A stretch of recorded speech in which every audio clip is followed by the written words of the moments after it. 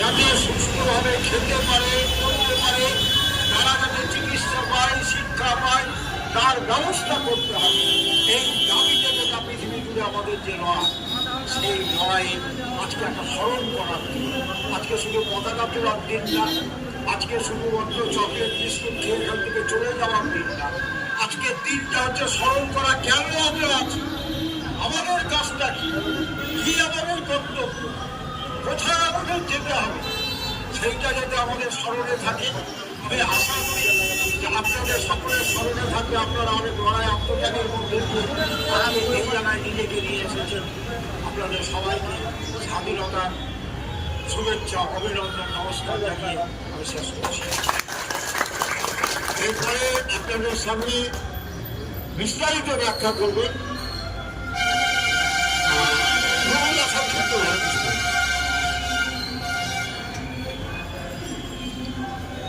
বিশেষ বলার পেছনে আপনারা শুনলেন, আমাদের নেতাদের মুখে শুনলেন বিষয়টা, যে আমরা আজকে স্বাধীনতা লাভ করেছি ৭৮ বছরে, কিন্তু স্বাধীনতা লাভে যে আমাদের পাওয়ার কথা, যে স্বাধীনতা লাভ করার পর যে মানুষের যে মৌলিক অধিকার, যে রাষ্ট্রের যে দায়িত্ব, খাদ্য, স্বাস্থ্য, কর্মসংস্থান, বাসস্থান, এই যে দাবিগুলো ছিল মানুষের মৌলিক অধিকার, এটা হচ্ছে রাষ্ট্রের দায়িত্ব।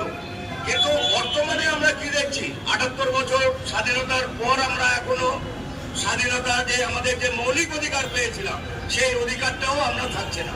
আজকে শ্রমিক শ্রেণী যে একটু আমি স্মরণ করে দিই, যে আজকে হাজার হাজার লক্ষ লক্ষ শ্রমিক শহীদ হয়েছিলেন এই মার্কেটে। আমরা মে দিবস পালন করি, ৮ ঘন্টা কাজ, ৮ ঘন্টা আমোদ ফুর্তি, ৮ ঘন্টা বিশ্রাম, এই ৩ ভাগে আমরা আজাদি পেয়েছিলাম এবং স্বীকৃতি পেয়েছিলাম আমরা গোটা ভারতবর্ষে শ্রমজীবী মানুষ। কিন্তু সেই স্বীকৃতিটাকে আজকে যারা শাসক দল, যারা দিল্লির মসনদে বসে আছে, তারা শ্রমজীবী মানুষকে শোষণ করার জন্য পুঁজিপতিদের পক্ষে, বৃহৎ পুঁজিপতিদের স্বার্থে আজকে শ্রম আইনকে পরিবর্তন করে শ্রম কোডের মাধ্যমে শ্রমিক শোষণ করা হচ্ছে। ৮ ঘন্টার জায়গা ১২ ঘন্টা, ১৪ ঘন্টা, ৯ ঘন্টা এইভাবে কাজ করানো হচ্ছে। আমাদের রাজ্যেও জুলাই মাস থেকে সার্কুলার করা হয়েছে, যে আমাদের রাজ্যেও ৯ ঘন্টা কাজ করতে হবে।